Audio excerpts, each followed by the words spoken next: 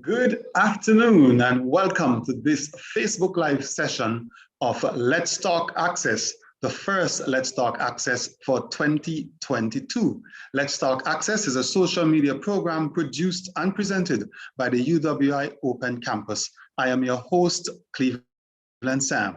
Thank you for joining us wherever in the Caribbean you are on this beautiful Wednesday afternoon. It's election day in Barbados, but here in St. Vincent and the Grenadines, it's a bright, sunny afternoon. And I hope wherever you are, it's bright and sunny. So today we talk about psychology, and specifically, we are focusing on two psychology programs that are offered by the UWI Open Campus. And I have three exciting guests for you today as well.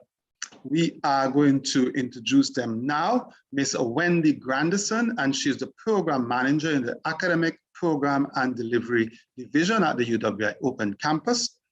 Mr. Charles J.P. Collier, and he's a clinical and community psychologist and president of the Trinidad and Tobago Association of Psychologists. And Ms. Jamelia Douglas of St. Vincent and the Grenadines. And Jamelia is a recent BSc Psychology graduate from the UWI Open Campus. Ladies and gentlemen, welcome to Let's Talk Access. How are you doing today? I'm good. Happy to be here. All right, great. That's Jamelia. Charles, how are you today in Trinidad and Tobago? I think Wendy was speaking. Sorry, go ahead, Wendy. Oh, hi, good afternoon, everyone. It's a pleasure to be here. Right, and you're also in Trinidad and Tobago, Wendy? Yes, I am. Right, and Charles? Very well, thank you. Thank you for having me. Great, we are happy that you were able to make it. Now, just before I start with you, Charles, I just want to read a quote that I have here that said, "Psychology is a fascinating area of study. It will help you understand human behavior and mental processes and allow you to better understand how we think, act, and feel." Charles, you have been a psychologist for how long? 20 years approximately. Wow, that's my age. Tell us, Charles, that obviously was meant to bring some laughter to our viewing audience. How would you say that the study of psychology has been, and why did you choose to enter this profession in the first place? The second question is in a way more complicated. There were several different things that led me to my field.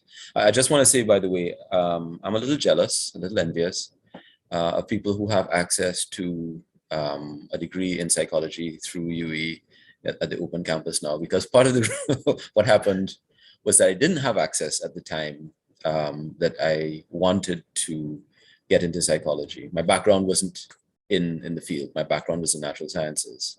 Okay. But part of the reason that I got into psychology, and I think that this may matter, is that I was doing a lot of youth work within my faith community.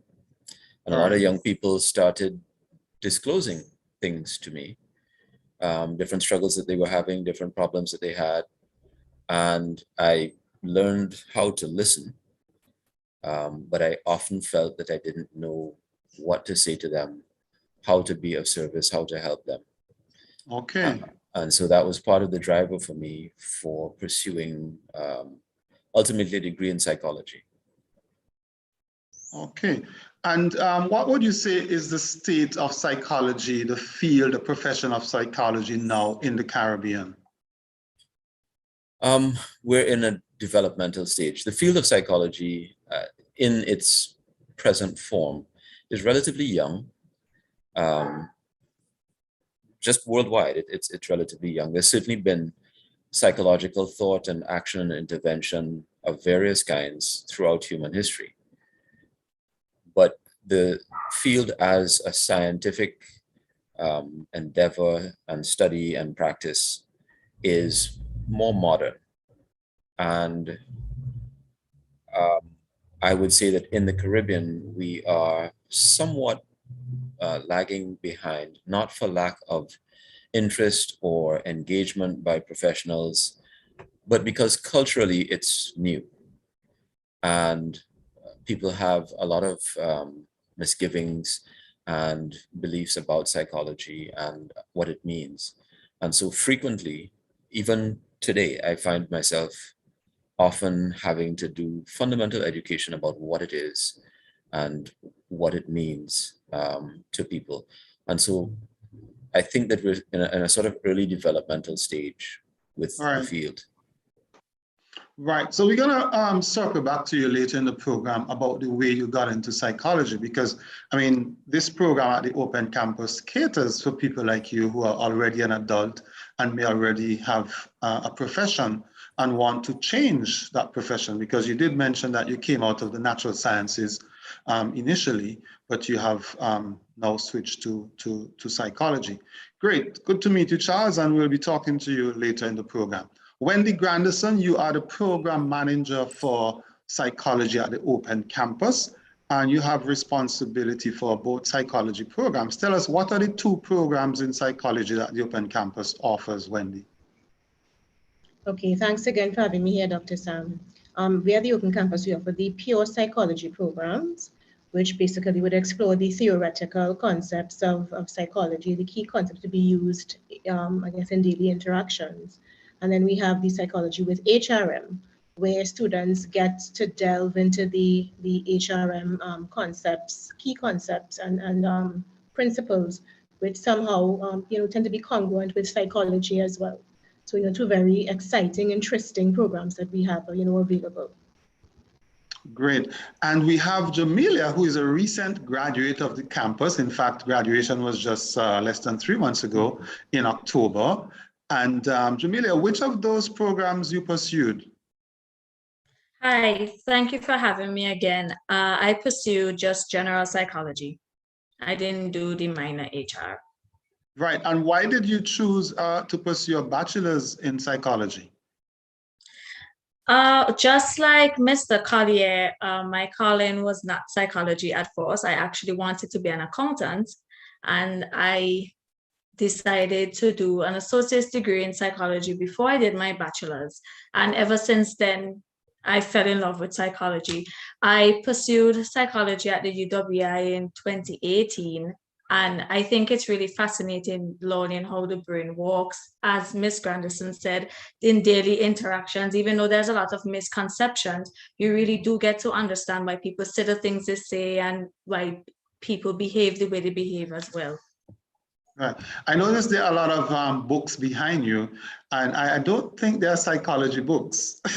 No, no, there are actually law books, and that's one of the most fascinating things about psychology as well, because you can implement it anywhere in any field. I tend to use it a lot at my workplace where I work. Okay, great. We're going to come back to you with that as well. How have you meshed your training in psychology with your work at a law firm in Kingstown in St. Vincent and the Grenadines?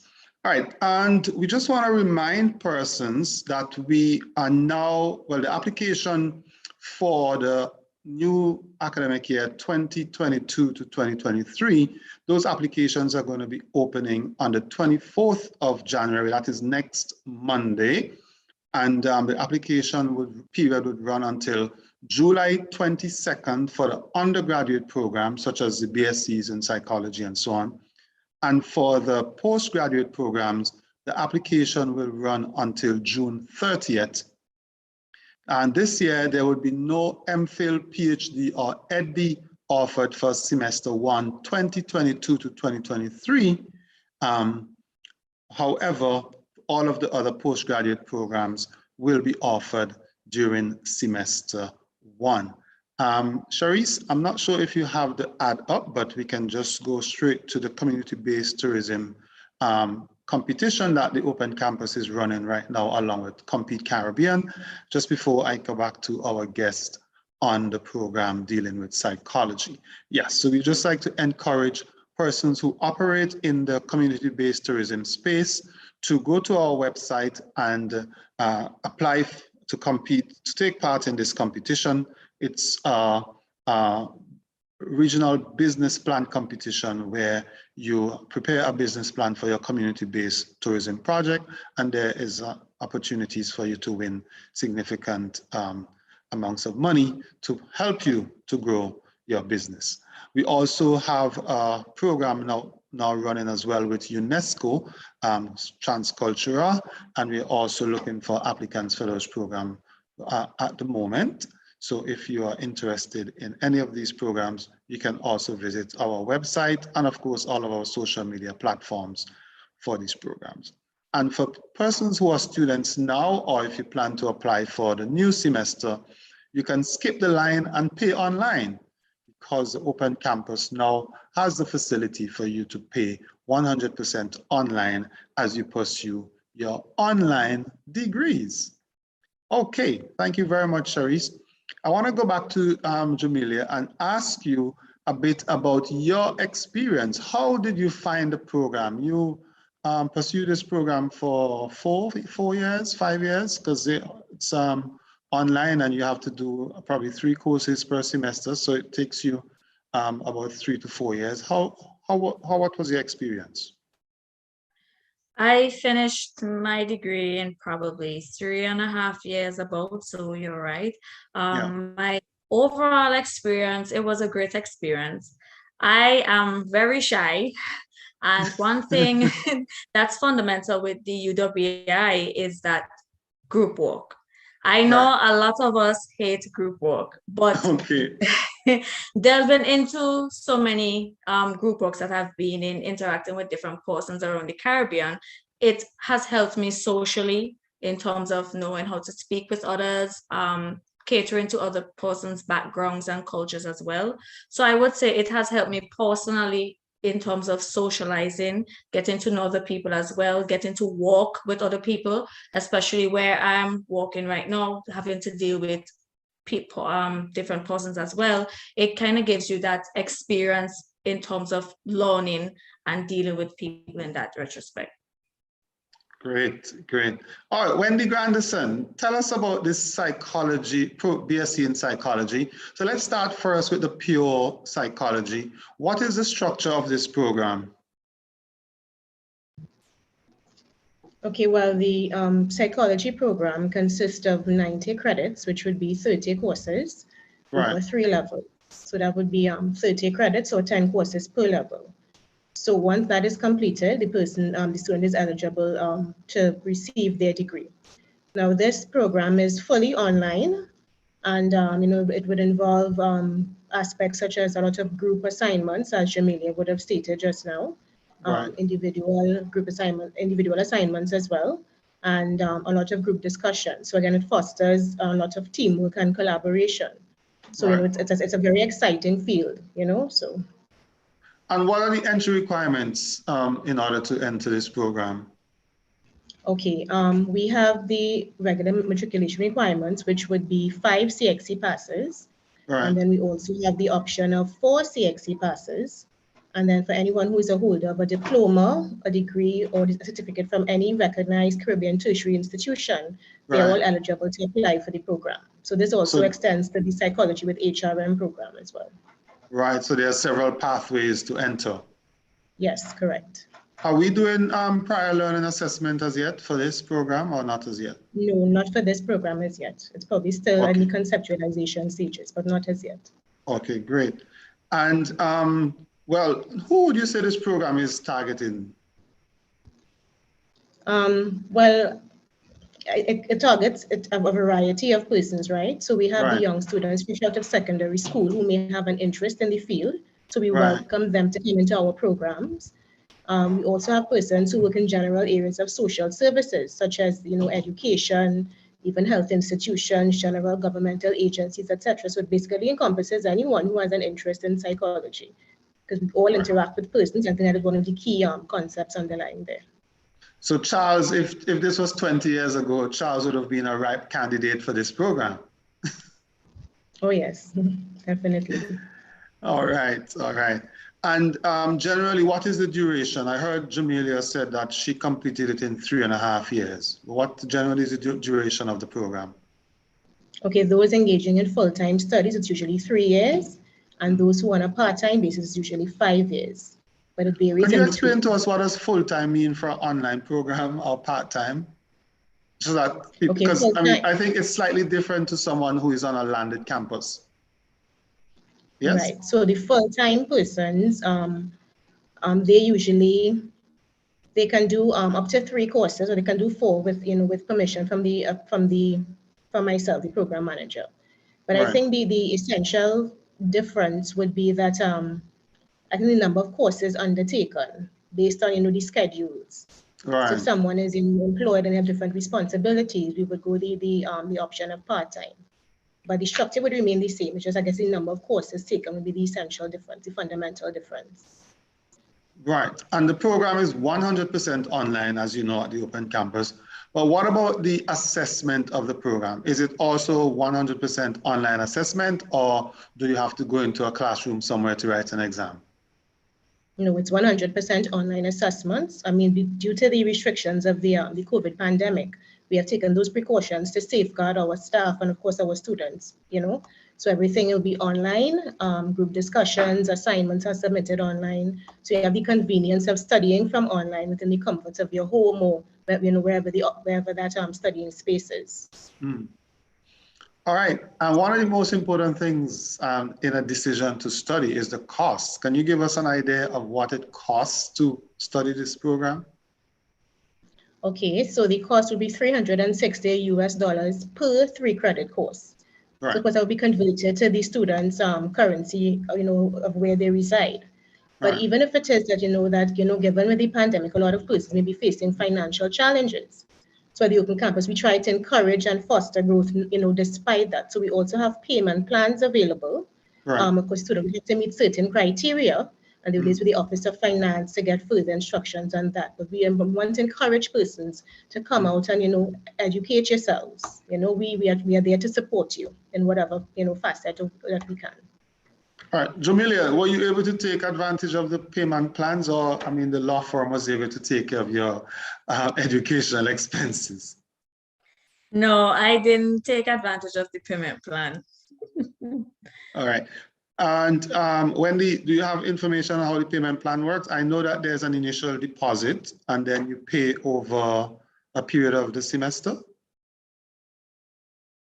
I do not have the specific details, just a general overview, but just as you would have just reacted what you would have just said, initial deposit is made and you make arrangements with the Office of Finance to make several payments over the course of the semester. So that would be determined, of course, by whatever particular criteria they have set. But it is something, that we offer our students. Okay. All right. So let me go back to Jamelia, who just finished this program. I don't know if Wendy, if you met Jamelia during her time pursuing the program, because I know from time to time they have calls to contact the program managers. And maybe if you didn't meet Wendy, it's a good thing. It meant that she probably didn't have a complaint. Because very often when they contact the program manager is because something has gone wrong. But Jamelia, what was the best part of your experience studying at the Open Campus? The best part of my experience, I would say, as Wendy spoke about, would be it being online. Given that I took my course, I did my courses part-time. So I would work during the day, and then when I get home, I'll indulge in school or whatever the case is. But it's really convenient. Sometimes you may think that, okay, you can't juggle both, but you really can, as long as you prioritize your time.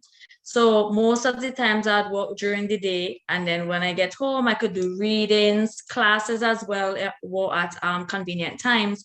And classes, and the best thing about classes is that they're recorded. So even if you do miss class on, say, Wednesday, you could, whenever you have time on the weekend, you could always review those recording and go through and make your notes. Okay, great. The convenience was it for you. All right.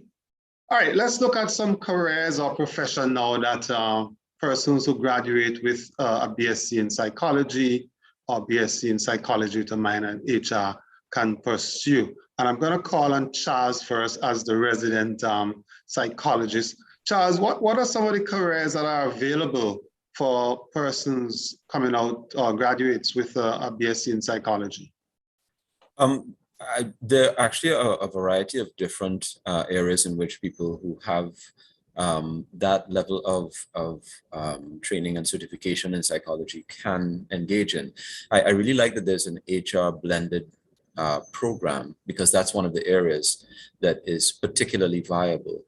A lot of people who are doing sort of entry level HR work benefit from training in psychology, their initial training in psychology.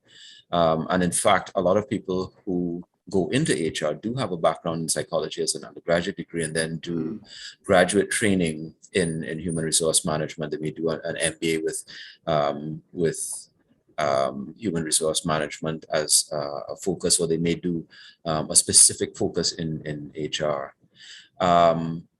That's one area, but there are also a lot of elements of behavioral health and welfare and medical fields are places where people with training in psychology may be viable.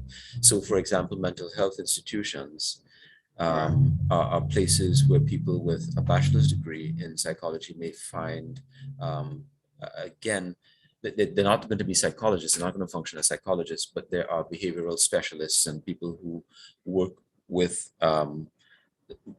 presenting treatment and engaging in particular kinds of treatment with patients and clients and so on.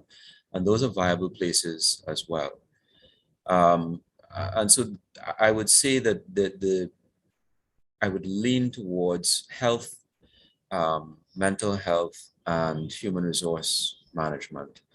There are also some other kinds of social service work where a degree in psychology is useful. So there are people who, for example, may be in areas of government that make use of social service treatment and presentation and care and so on. For example, the judiciary, the courts often have programs where they need people who have a background in social services. Here in Trinidad and Tobago, we have the Children's Authority, and we also have a juvenile court system.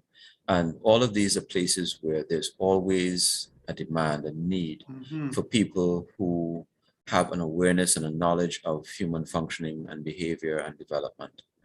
So there are actually quite a few places where that may be viable. Okay, great. Thank you so much, Charles, for that.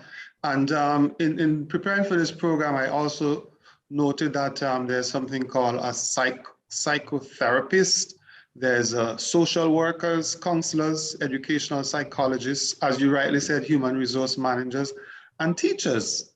I think teachers are some of the greatest psychologists there is in the world. Absolutely. Yeah, yeah. All right, I want to circle back to our colleague from St. Vincent and the Grenadines, Jumilia, because Jumilia, you actually work at a law firm, and you said that you have been able to apply some of your psychology. Tell us about this. So one of my courses that I undertook in my degree was professional development, where we learned how to, well, not only conduct yourself professionally, but in terms of how you interact with clients or customers or wherever you are.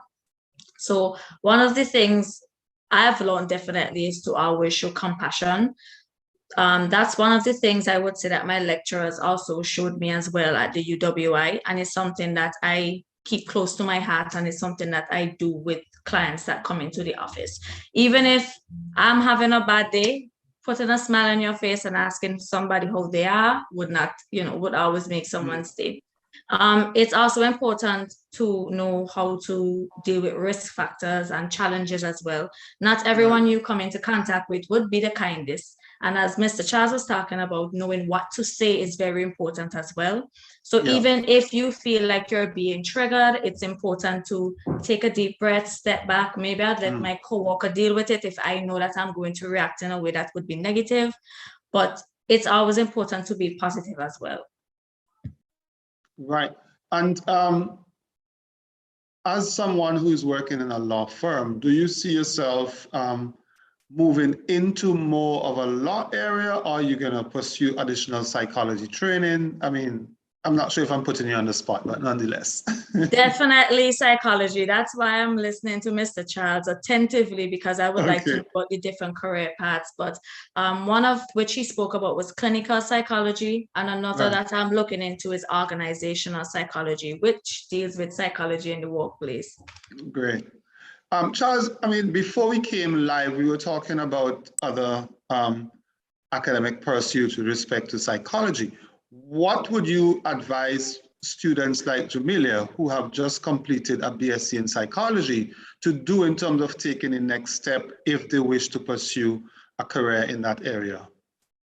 I do recommend going to a graduate training program in psychology. If you want to practice in psychology, I would definitely recommend a graduate training program. All right.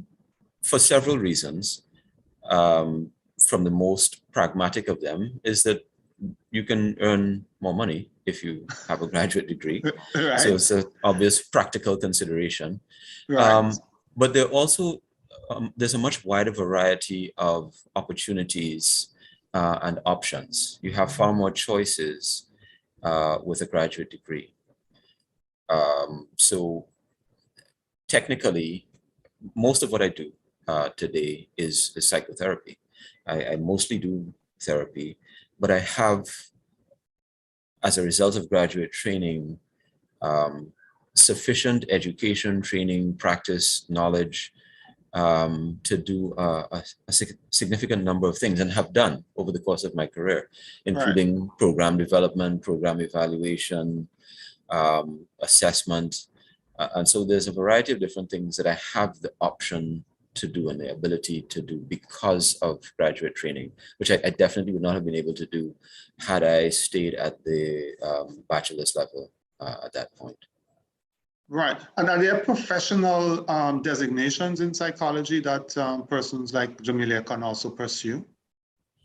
You mean the different sort of areas of psychology? Well, no, I was, so for example, in some other careers, like say accounting, for example, you have the ACCA or the Canadian equivalent and so on. Yeah. Okay, so this is one of the places where things get a little confusing and complicated. Yeah. Because it depends on where you get trained. Different places have different expectations and requirements, even for the use of the name psychologist. Okay. So, for example, in the United States and in Canada, to be a psychologist, you have to have a doctoral level degree. Right. Whereas if you're coming out of the British systems, a master's degree, generally speaking, allows you to hold the title of psychologist.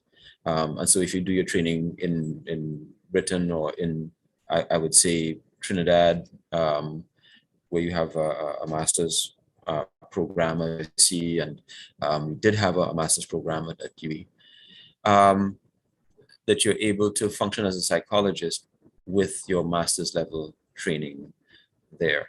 And so there are variations in terms of the standards and expectations, in terms of how much technically, what level you are trained to. I don't think that it means that if you have a doctoral degree from the United States, that your master's degree from Cambridge in England means that you're not appropriately qualified. That's right. And so that is part of where the confusion may come into play. But a master's in psychology, or there are various different types of psychology. So there's educational psychology, school psychology, counseling psychology. Clinical psychology is what people usually think about as a psychologist, but there's a wide variety. Jamila mentioned organizational psychology, forensic psychology, and that's one of the things about this field. Because we're talking about human behavior and human thinking, and increasingly the interconnection between human biology and psychology, there is a huge range of possible directions in which to study. So you can be a neuroscientist, for example. Right. You have a background in psychology, but you don't do what I do. You don't see clients. Your Right. work is primarily in a lab. You're examining the neurological and biological components and effects and activities that are associated with some of the things that I might be dealing with in a therapeutic setting. Right. Right. And so there is a huge, vast body of knowledge that is covered in psychology. And so there's a wide range of opportunities and areas of interest. I'm not sure if I answered that question, but that's fine. That's quite fine. And I'm gonna come back to that a little bit in terms of, you know, what sort of salary, what sort of living people can make. But before that, I want to remind our viewers that applications for psychology and other programs in the Open Campus, the new academic year starting September 2022, will be open from next Monday, the 24th of January, and application will remain open until July 22nd, 2022 for undergraduate application. And for postgraduate programs, the application period runs from the 24th of January to the 30th of June 2022, and that we are not offering any of the MPhil, PhD, or EdD programs for the first semester of the next academic year. That is for September 2022 to 2021. And however, all of the other postgraduate programs are available. Also reminding our friends who operate within the community-based tourism space that there is a competition that we are running now for business plans, that you can go to our website and you can apply and participate in that competition. Also, if you are joining the Open Campus come next semester, or you're already an Open Campus student, you can skip the line and you can pay online. Skip the line, pay online, all of your Open Campus fees. And our program with UNESCO, Transcultura, is also accepting applicants for the next phase. So there you go, there's the ad, and there's the ad for the Transcultura program. You can log on, apply, and participate in that program. All right, guys. All right, so to my three panelists, let's have a little bit of fun, okay? Charles, I want you to lead this, but I want everybody else to participate. I went to a website called powerofpositivity.com, powerofpositivity.com, and they had these psychological facts everyone needs to know. So I'm going to read them, and I want each of you to comment briefly on the particular facts that they have given us, all right? All right, so there's research has found that good relationships are more important to a long life than exercise. Good relationships are more important to a long life than exercise. Quickly, guys, what do you think about this? Anyone? probably true. Probably true. What do you think, Wendy and Jamelia?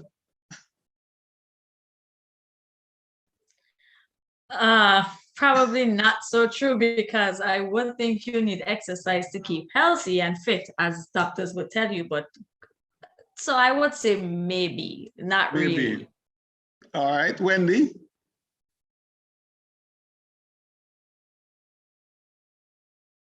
Hi, Wendy, are you with us? Okay. All right, the next one I have says that your brain does more creative work when you're tired. This one had me a little bit, Charles. What is the psychology behind this? That I don't know. What do they mean by creative work? I would ask. Okay, and I have no idea. It's just one of the facts that was given on powerofpositivity.com. Okay, that's new to me. Yeah, it's kind of counterintuitive, right? Mm-hmm. Yeah. Okay. All right. We seem to ignore the ones who adore us and pay more attention to those who ignore us. Are we trying to get their attention? That one is true. Very true. Very true. All right. All right. Wendy, are you with us still?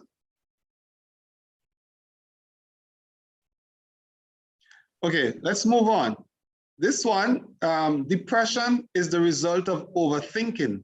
The mind creates problems that don't really even exist. No. That's not true. No. Okay. Depression is actually more complex than that. Oh, there you go. Sounding like a real psychologist graduate. Charles? No, she's right. That's absolutely not true. Right. Okay, good stuff. All right. Being with happy people makes you happier. Sometimes true. Yeah, sometimes. Okay. I think Jamelia has said something that's really important. Go ahead. And that is, it's more complicated than that. In many, many instances, it's not simply this or that. Right. In many instances, there's a lot of it depends. Many shades of black and gray. Okay. All right. Convincing yourself you slept will trick your brain into thinking it did. No.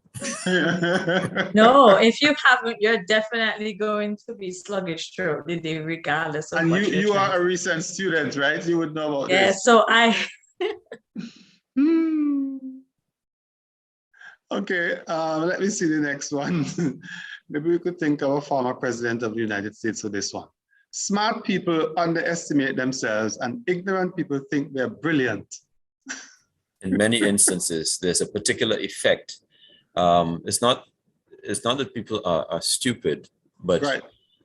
that there's a distinct effect in which people don't know a particular set of things, right, and don't know that they don't know, and believe that they are better informed than they really are. And so they're very certain that they're right. Right. Very far from. Yes, that is true.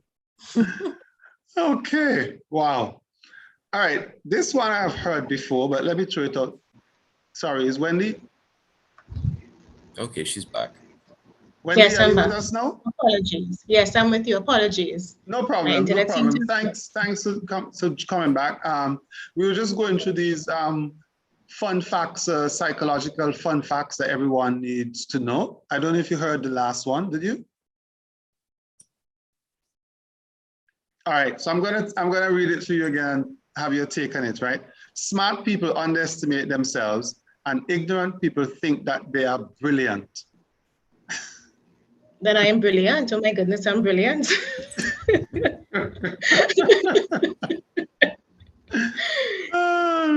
We heard Charles' take on that already.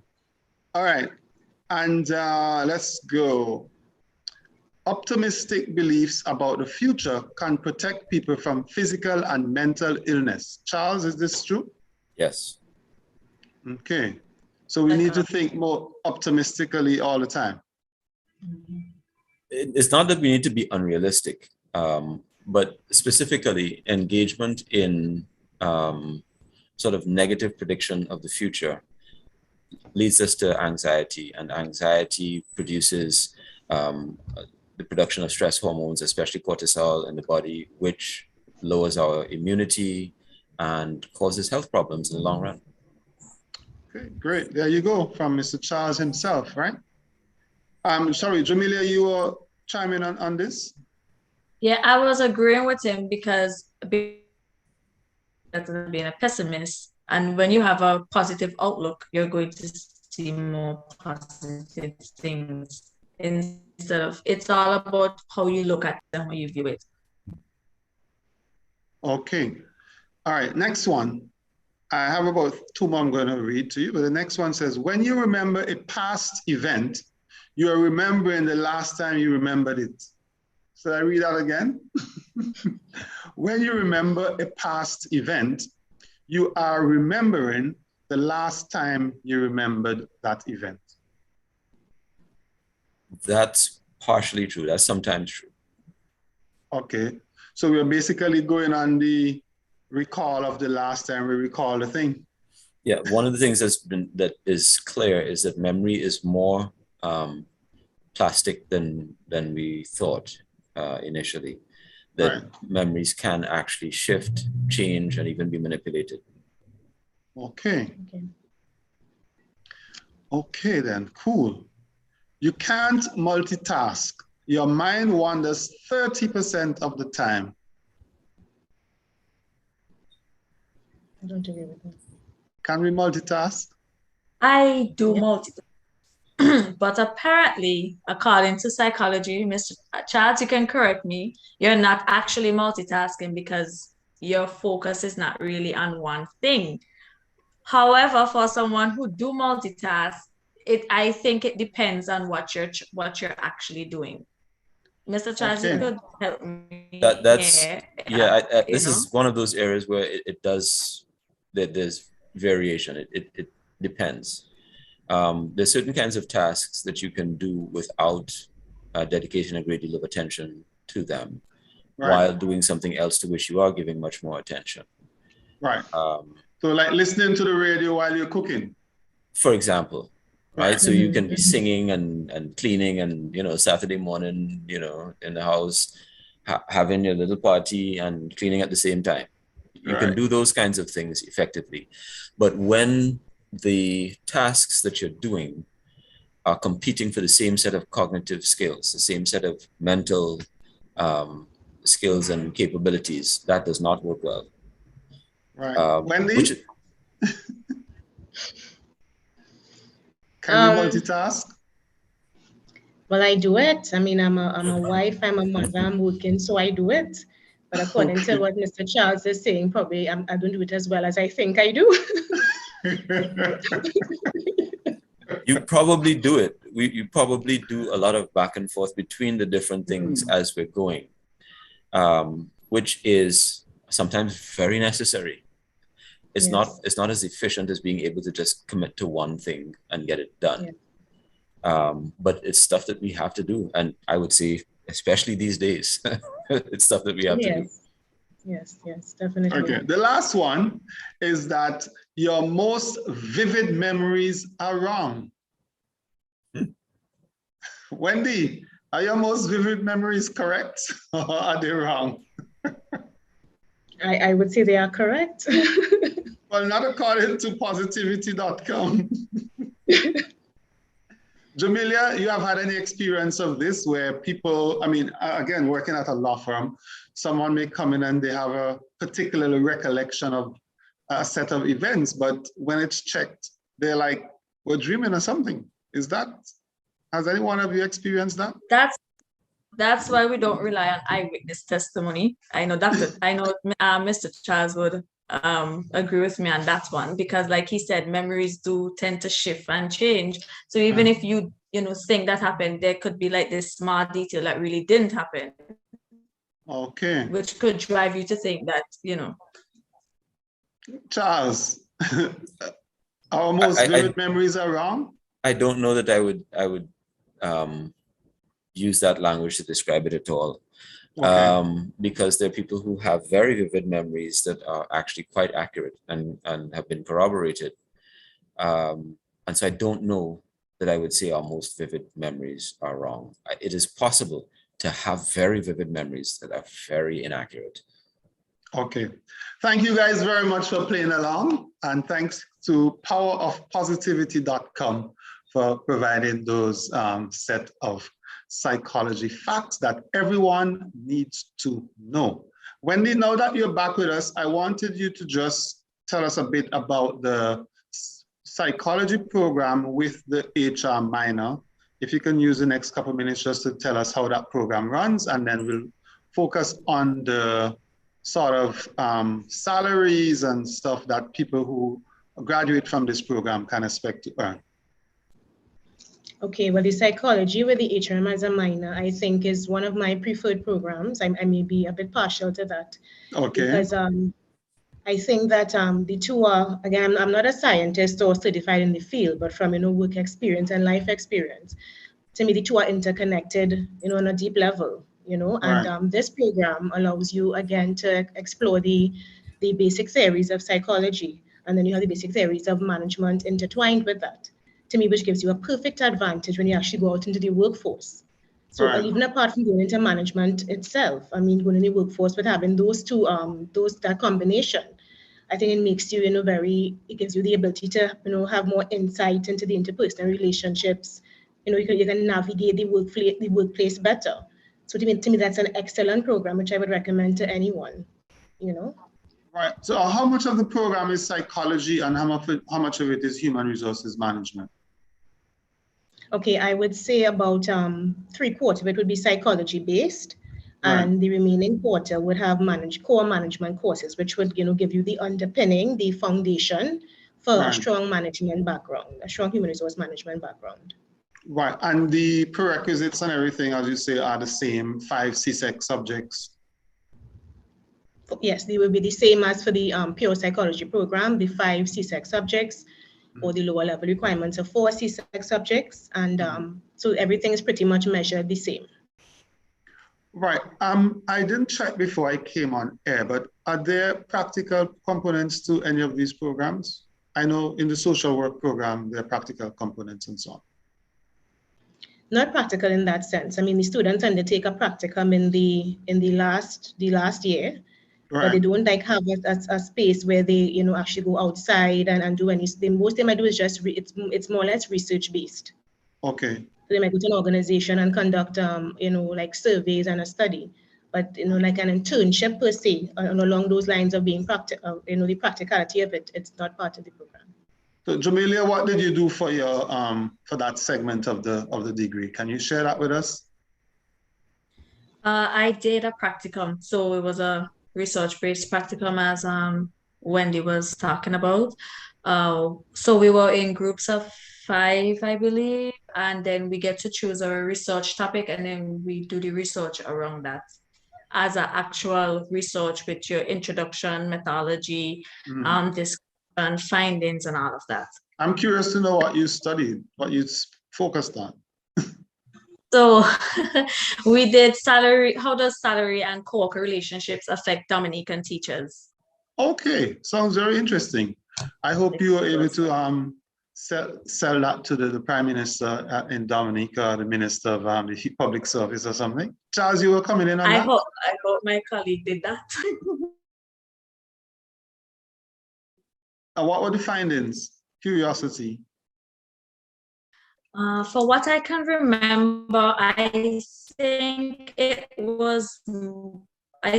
we more so for more of a significance with co-worker relationship having an effect on the team's satisfaction with their job, as opposed to.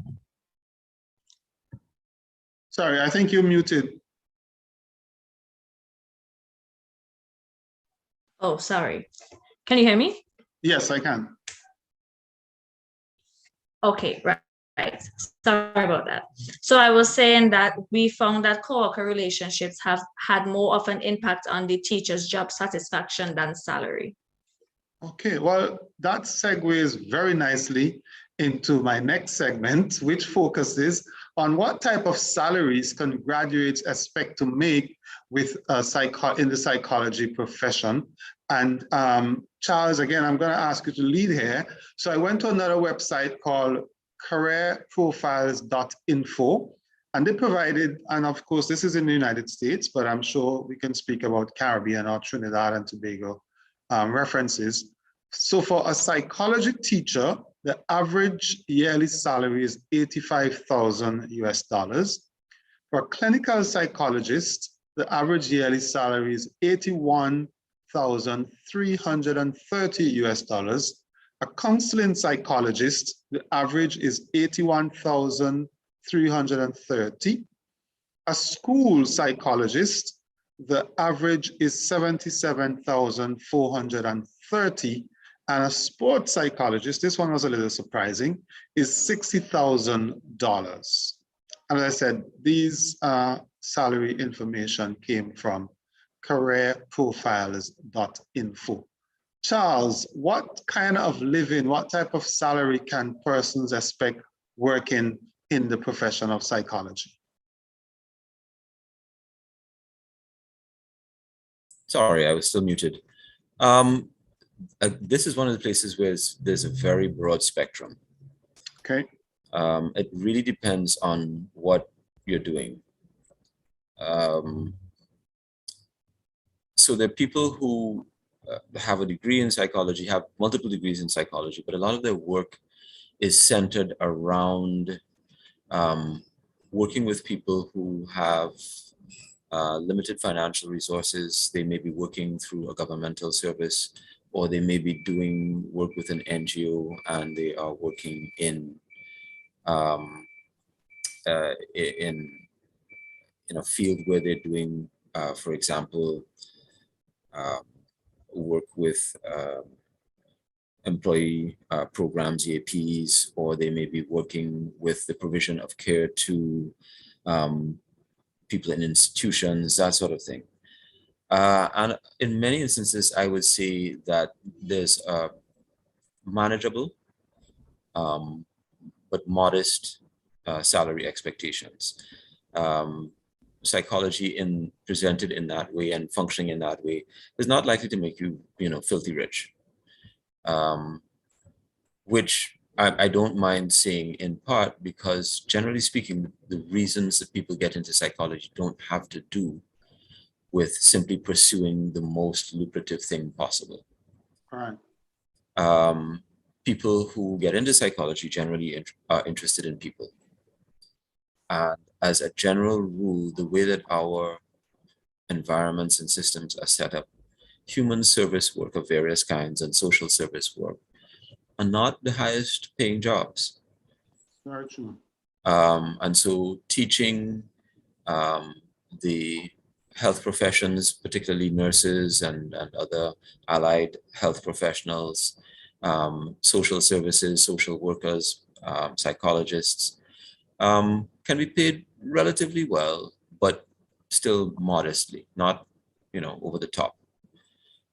If the principal interest is just in making money, I wouldn't necessarily recommend social service areas. And I'm okay saying that because I don't think that should necessarily be the principal focus. I think it's important that psychologists and other professionals in human service work should be paid properly. But it's definitely not all about the Benjamins in this field. There are a smaller number of professionals who may be working, for example, in large corporations doing organizational psychology, where what they're doing is directly tied to corporate profits and so on. They're more likely to make a higher salary. There are individual clinical psychologists or school psychologists who may do a lot of assessments or a lot of therapy work, do a lot of hours, and make a pretty good salary that way. Mm-hmm. But as a result, there's a very broad range, very broad range. All right, thank you very much for that. From our Facebook page, we have a question for Jamelia. Jamelia, and the question for you is, what might Jamelia consider as one of the most important courses studied in the BSc Psychology program? One of the most important courses, I would say, in my opinion, would be mental health. Okay, and why? More so because I think it's important to understand the different mental illnesses that are out there. I think a lot of us, including myself, experience them but don't necessarily know what it is or pass it off. And given cultural norms, there's a lot of stereotypes and misconceptions about it.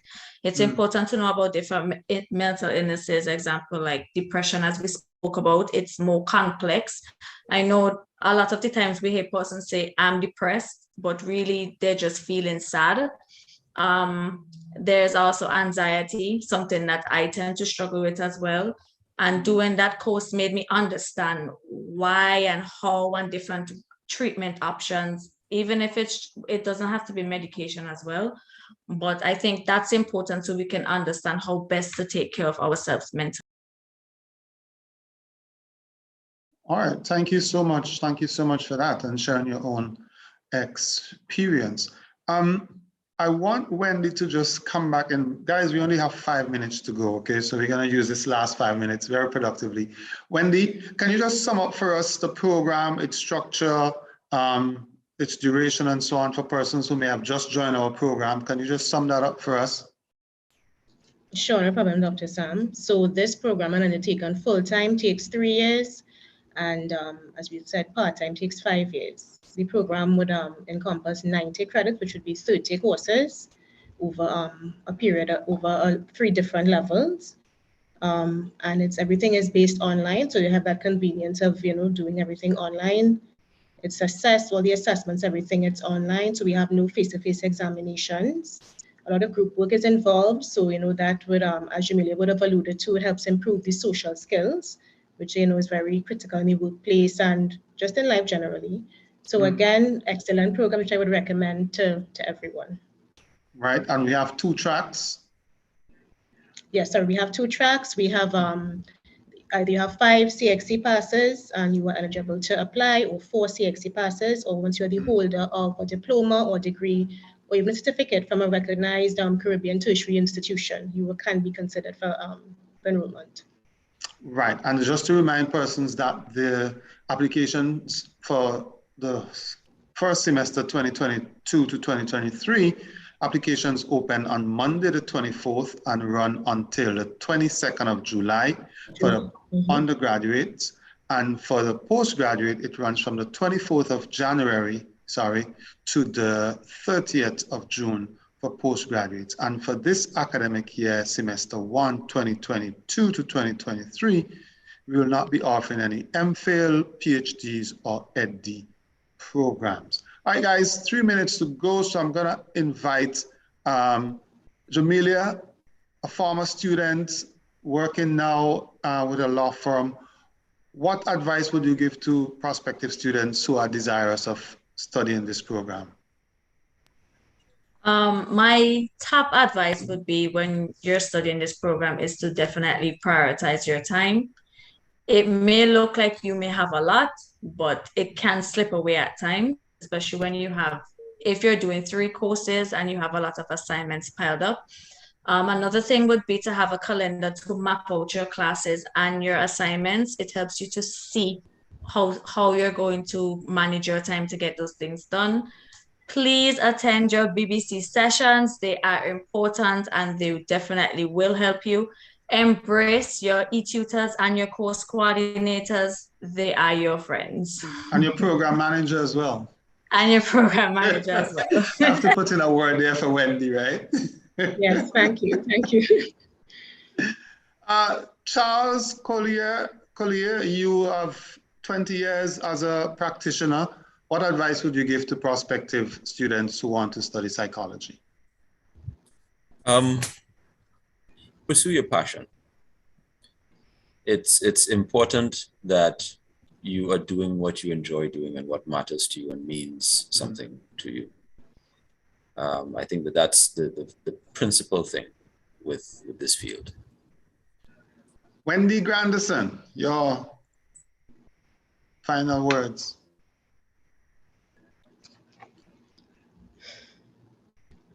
I think this is a very important field. Yes, you hearing me? Yes, right. We do. This is a very important field, especially as we are in the throes of a pandemic. It applies to everyday life, and I think it's something that it can be of added value to all of us. And I would just encourage everyone, try to look at the options, look and see, what is feasible. But we are encouraging you. We're offering payment plans. We want to help you on, on your path to academic excellence. So come on out and apply. We're here. We're waiting for you. All right. And we said the application would open from next Monday, the 24th of January, and it runs until the 30th of June for the postgraduates and the 22nd of July for the undergraduates. I want to thank you so much, Wendy Granderson, Program Manager in the Academic Program and Delivery Division at the Open Campus, Mr. Charles Collier, Clinical and Community Psychologist and President of the Trinidad and Tobago Association of Psychologists, and Jamelia Douglas, a BSc Psychology student who recently graduated from the Open Campus, and she hails from St. Vincent and the Grenadines. And today we have been discussing the BSc in Psychology, as well as a BSc in Psychology with a minor in Human Resources Management. And Wendy says that's her favorite program. So I want to thank you very much, viewers, for joining us wherever you are, taking the time out this afternoon to spend with us. Remember, you can share this program with your friends and colleagues who missed it. It is going to be on our Facebook page as well as on our YouTube channel for the rest of the year. And I also want to say special thank you to Patrick Johnson, our digital marketer, who produced all of the technical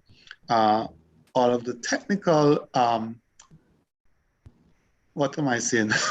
who manage all of the technical aspects of the broadcast. Cherise Glasgow, Louis Boxhill, also who managed our YouTube channel this afternoon. Cherise Glasgow and Marcia, as well as Richard Bath, who are all on the technical side of the program. Thank you so much, guys.